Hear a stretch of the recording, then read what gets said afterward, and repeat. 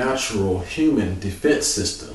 If you want to go back to the YouTube videos to find out how does our body defense system works, you can go back and review that. But our immune system is alerted when we have these immune cells called plasma cells. And when they come across a certain pathogen, they either are in a toxic environment, a stressful situation, or something that they have consumed, some type of food that has caused this allergic reaction. So whether you are eating, breathing, stressed out, hot, they even got sweat allergies, or something, you become lacerated and a bacteria gets on your skin and breaks out in a rash, these are immune responses called allergic reactions. For instance, I drew up this board behind me to show you that most people during our spring days, our going into the summer days like we are right now, are allergic to pollen. So I blew up this microscopic pollen right here to show that when this person inhales this, it alerts what we call our adaptive immune system. So it's trying to adapt to the situation that this person is allergic to, and it's in high variability at this moment because we're not used to the outer environment being this so allergenic. So what I've described here is when this pathogen is inhaled, the response is to get rid of it. So it releases out these antibodies. So an antibody is simply small little proteins, specific proteins made of amino acids that can produce a response to a pathogenic allergen. Now you may see me say the word antigen in the place of allergen because they're basically the same thing. But its purpose is to bind to the allergen and mark it, label it, and tell the immune system to get it out of here. So it wants to destroy it, so it got to get it out of there. We have 5 different types of antibodies. These are immunoglobulin E, the one that we're talking about here with allergies. That's what we're focusing on.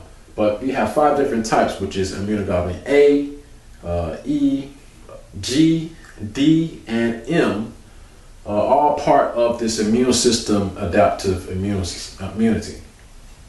So this particular one is E. So it binds to white blood cells right next to mast cells. So mast cells, I drew up this mast cell so that you can see that it is actually considered a antigen presenting cell. So they call APC, presenting cells.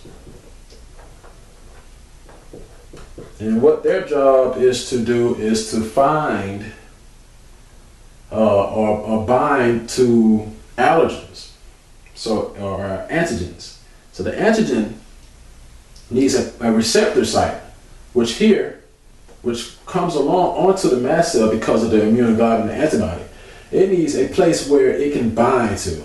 So before we go any further, this little microscopic pollen binds to this receptor site. So we're just going to draw that there, and it binds right on.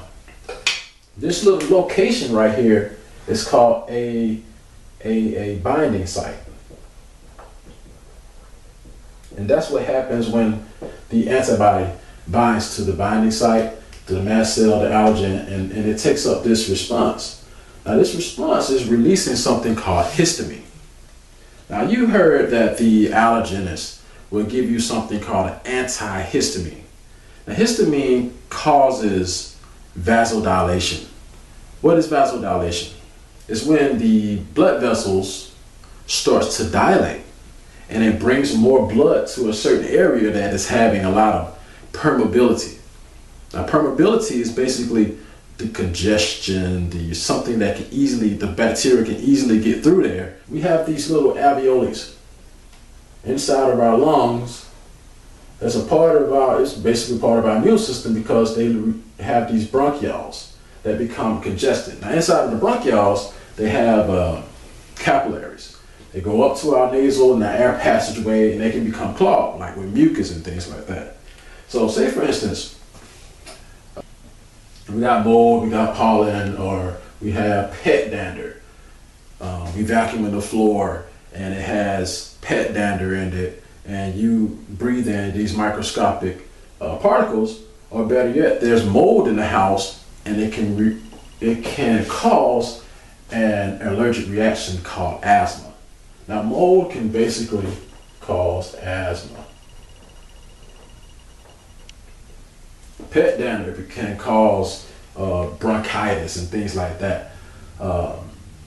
And we may not even look at this, because I have to change your perspective on how these environmental agents can cause problems, as well as certain foods that can cause problems with our having allergic reactions. A person can easily have this constricting of vessels or constricting of air passageways and can't breathe and have difficulty breathing because they eat shellfish or because they eat peanuts. These are allergic reactions that become very, very pathological. Now, the difference between somebody that has a food sensitivity is that allergies can cause you to die. It can cause an exaggerated reaction. Let me underline that here. That is the big difference between a food sensitivity and an allergy, because it becomes it's immediate. So a person will have to have an EpiPen. They have an EpiPen for those who have to have epinephrine to calm down their endocrine system, their adrenaline. The nervous system is connected. Everything's connected. To not have this allergic reaction, to overcome that allergic reaction. But in this diagram, I needed to show you that this response, this reaction that is happening with this mast cell and how it releases histamine. Let me show you a small little video on how this actually works inside the body.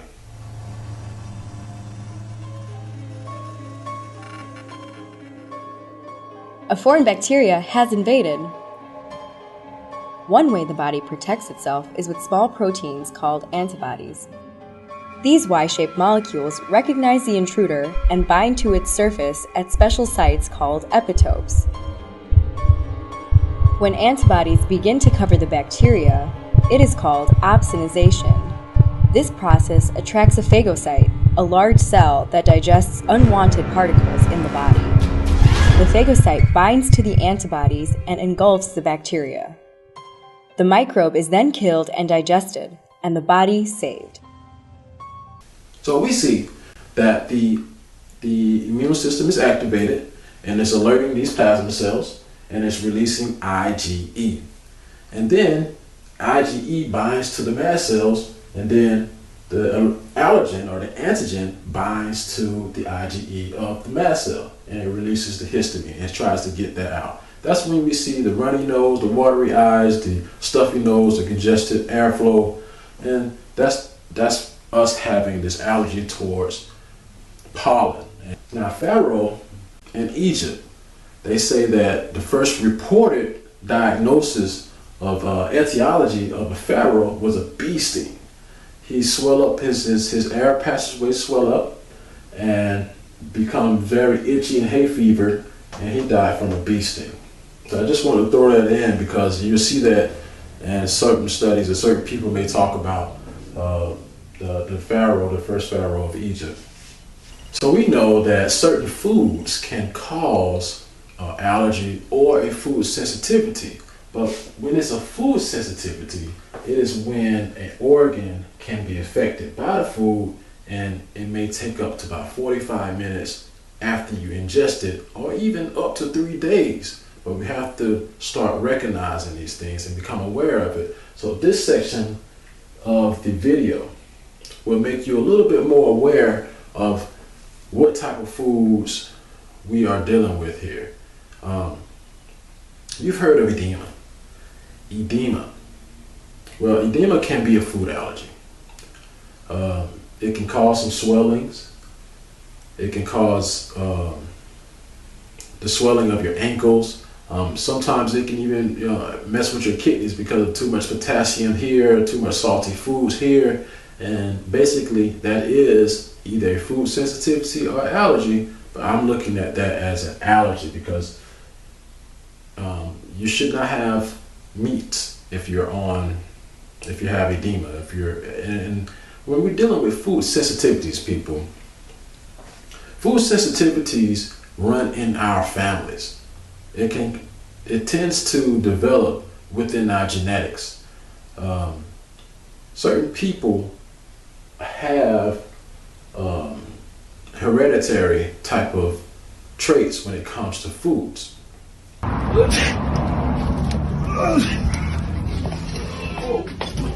Hey doc. Shalom, brother. You bringing them germs in with you, or you gonna leave them outside? Oh, I'm so glad that you're here, man. I've been taking Zyrtex. I was just trying to see what you had for allergies and things, and I've been taking nasal spray. My eyes is watering, and I've been like this for like 7 days. So what do you have for allergies over here? Yeah, it is that season, man. Many people forget that those who are dealing with allergies that have the same microbes, gut microbes, are in their sinus cavity. So your plasma cells are simply just releasing a chemical called histamine. And that's the reason why you just said, oh, you're taking Zyrtex. It does some of the same things. Blocks histamine. It's an immune chemical that your plasma cells have to release. So that's the reason why you feel that leaky nose, the runny nose, the watery eyes.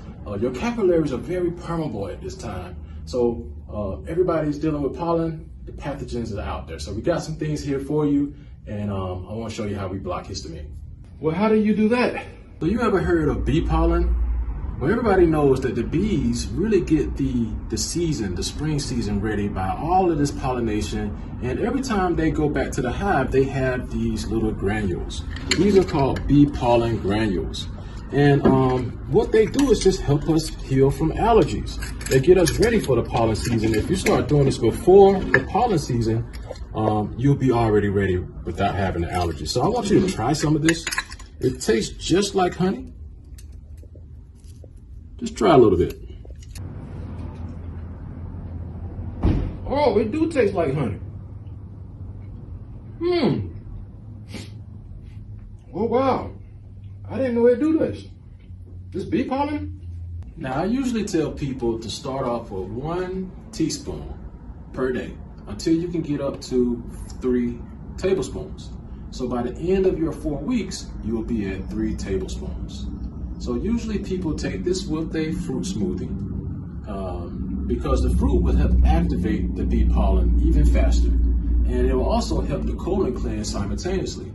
So keep in mind that the bee pollen is also for your gut microbes and for your immune health. So it's very, very good for the severity of people's allergies. It's powerful. I didn't know they do this. Now, not only does this work for humans, but it works for dogs that sneeze during this season. It works wonders for allergies. But the only people I don't give this to is to those who are highly allergic to bee stings.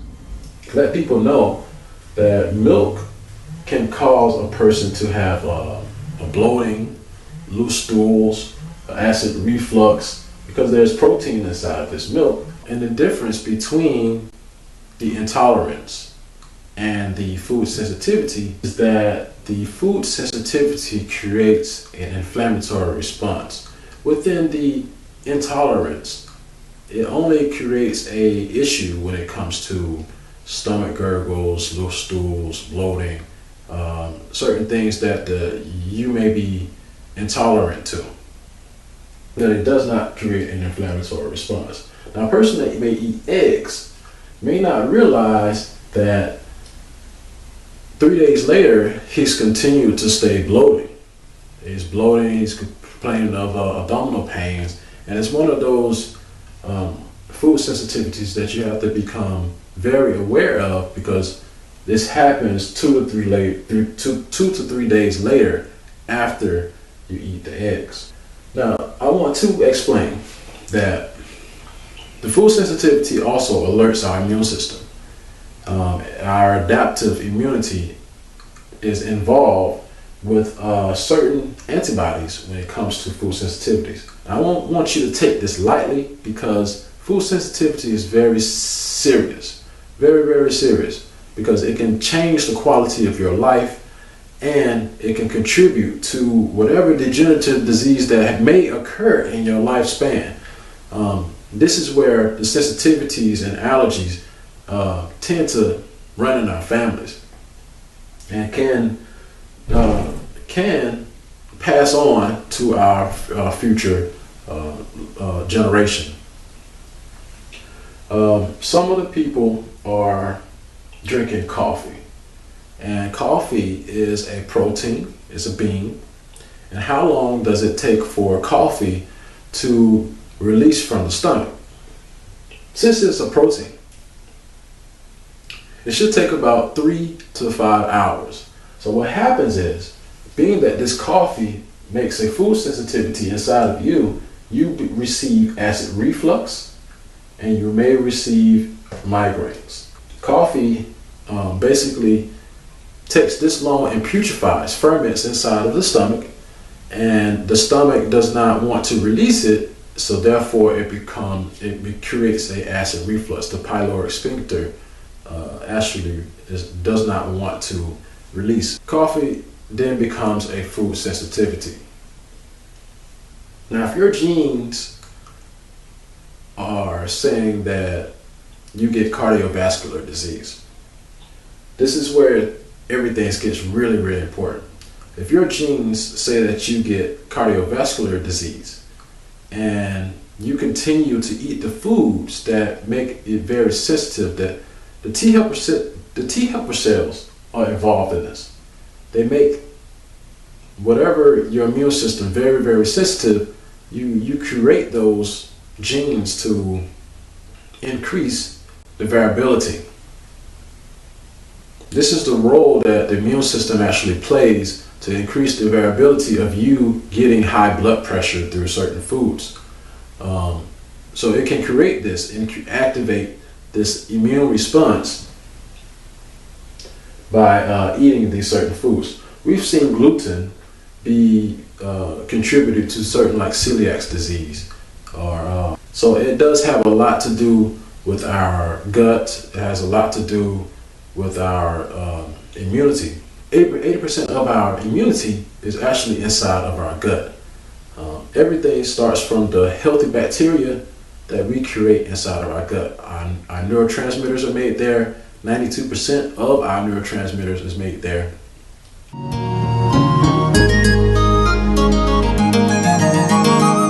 Peace and blessings, Jah people. Coming at you today talking about our herb of the day. I got some very, very interesting and amazing herb to share with you guys. Some of you guys may not think it's a herb, but it is a superfood in my eyes. And I do call it a herb because without this particular plant, we will not be healing a lot of our different problems. So I want to share with you guys our bee pollen. I took some of it out, as you can see there. They are granules, and I happen to have this herb because we can do a lot of magical healing with it. And I know you're probably saying, Doc, aren't you plant-based? So why are you having something that is animals, so-called animals? I call it an insect, but these are my little chemists. These are the little workers that create the pollen and the cross-pollination of all of the plant world. So without bees, we don't have any plants. So think of it as the semen of the plant world. So know that the queen bee has a lot of work to do. She got a lot of honeybee workers to create, and she needs bee pollen to stimulate her ovaries. And it's ironic that it happens to work the same way with the human reproductive system. So I use this to be safely used with our pregnant women, and even with the women that want to become pregnant, because it helps increase our metabolism. And the reason why it has all of these super vitamins, super minerals, it has all of the 22 amino acids, and it has 8 of those that are essential. So the B1, the B2, the B3, the B5, B6, B9, it doesn't have any B12. But the B9 is super, super important. And the reason why B9 is important because every woman should know without B9, which is folic acid, you will not become pregnant. And within that first trimester, if you don't have folic acid, the baby will miscarry. So it's very important, guys. This can be used safely with all pregnant women. You will find that it has all of the minerals like manganese, phosphorus, sulfur, calcium. I'm talking about selenium, iodine. Yes, it even has iodine, trace minerals of it. You can really use this as a superfood. Add this to your smoothies, add this to your juices, blend them up, make a powder out of it if you have to, but it needs to be used on, get this to help increase your brain power as well because of the phosphorus intake. But one of the reasons I use it in my formulas, particularly the prostate. Now I said that this works with the human reproductive system because it does. This has been found in studies and it has actually helped at least 3 of my clients have gotten rid of prostatitis because it is an antioxidant and it is anti-inflammatory. So it will help shrink down the enlarged prostate, guys. So this is the primary treatment that I use for prostate. Anyone else tells you any differently, trust me, the bee pollen will be the healer for that situation. So respect the bees. Without the bees, no plants would be here. So herb of the day. In our allergy lecture, we were just speaking upon some things about the sun. I said we could have a sun allergy. Certain people have this photomorphic eruption, light eruption. I had a client come to me asking that they're allergic to the sun. They have to put a whole lot of sunscreen on just in order to go outside. Well, that is simply the microbiome inside of your gut, because I just explained how 92% of our neurotransmitters and our 80% of our gut is our immune system. And so if neurotransmitters are made there in our gut, they're sending up different signals to our brain to say, okay, now we can handle this sun allergy. We can activate the vitamin D, the calcitonin inside of our skin to accept this sun allergy that we have, when it no longer have anymore. So there's another one that I want to explain, because I said we can have a sweat allergy. Now, people go outside and physical activity, and exercising. They may go to the gym.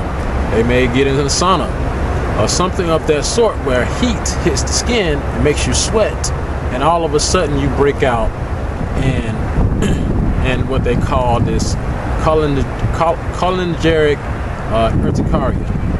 This is where the heat rash or heat bumps all over the skin where it's been affected at, and that's one of the sweat allergies that we have. Some strange reactions that we're having. One of the ones that's going to be very futuristic, and some people right now are having it, around about 8% of the population is having it. It's called a electrosensitivity allergy. This is where we can't take the electromagnetic field coming off of computers, mobile phones, and certain cars that have computers in them also. So they are not, they're becoming very, very sensitive or hypersensitive to those electromagnetic waves. But you may say, Ross, I don't have an allergy to anything. I just want to let you know that everyone out here has some type of allergy. You can take poison ivy, for example. It actually alerts certain immune cells so that you can break out in histamine, and then all of a sudden hives wherever that infected area of the poison ivy plant has touched. Now, everyone I know that is mostly infected by poison ivy, and sometimes we even get this poison ivy hives are coming from mango trees. Mango trees have these leaves on it just like from the poison ivy plant, and if those mangoes actually touch those leaves, the outside layer can become infected with the ivy on it. So I don't want to have people going out to buy soaps and lotions with mango in it, because you can have an allergic reaction just like poison ivy. A lot of times, we may not recognize these as allergies, but I wanted to give you a different perspective on what could be and what is not allergies. And you need to start doing some fasting. Fast for at least for a week to find out and start reintroducing certain foods for a long-term treatment for yourself. This is the way to actually get over the allergy per se. It's not a fact that certain doctors may say you may need to vaccinate and put this type of bacteria in you so that you can adapt to it. There's some type of remission of adaptive immunity that they're trying to induce on you. You can't do that. What you have to do is avoid it. You have to avoid it and not become immune to it, because this is your defense system between these type of allergens, these antigens. So I want people to just become more aware of it. But then again, we're feeding our children GMOs. We like to give them foods that other corporations feed, that feed us. Like, you allow that. You allow McDonald's, you allow Burger King, you allow, all the rest of these other restaurants, fast food restaurants, to feed you when, they're using GMO corn. I'm not trying to just make myself a target or anything like that, but you can look up canola oils, you can look up the McDonald's McChicken nuggets and find out that they're 56% GMO corn, and that the high fructose corn syrup that's inside of Heinz ketchups and the other GMO corns found in Coca-Colas and things like that. I mean, we are disrupting their brain functioning already. So I just want to throw that little key point out there, that there's some things that you need to do. Start looking up the GMO food list so that you see what not to consume. It's allowed here, people. So you got a destructive government that wants to make another species, as I say. The sodas and the part that the person that has edema, he likes to eat packaged meat. And the packaged meats may have got sodium benzenite, sodium nitrates that's inside of it, and the trisamines that's inside of the hot dogs and all of the pepperonis and red meats.